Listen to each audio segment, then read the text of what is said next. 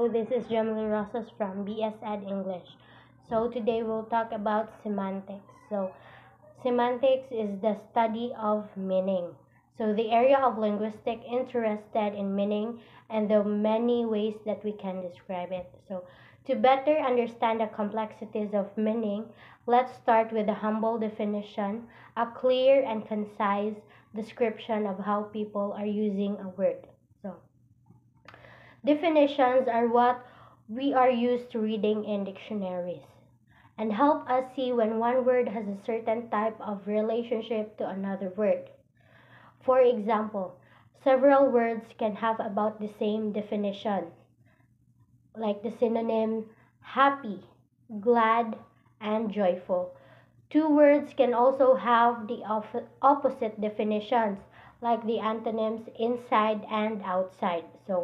One word can refer to a specific member of a broader category, such as red, which is a type of color, or rabbit, a type of animal.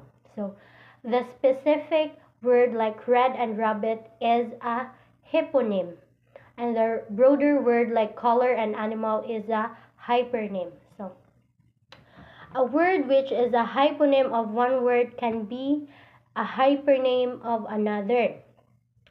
Snowshoes, snowshoes are one type of rabbit, and a rabbit is a type of animal.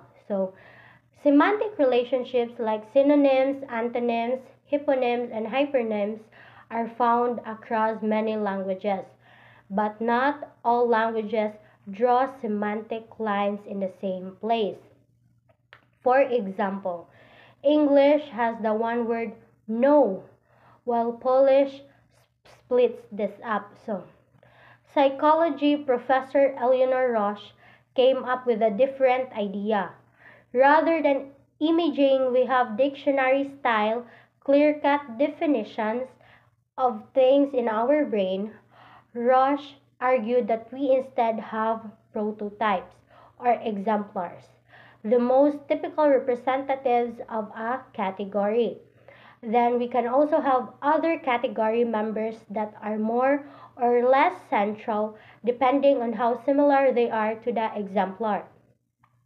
For example, an exemplar of a chair probably has four legs, a rigid back, and a seat, one human.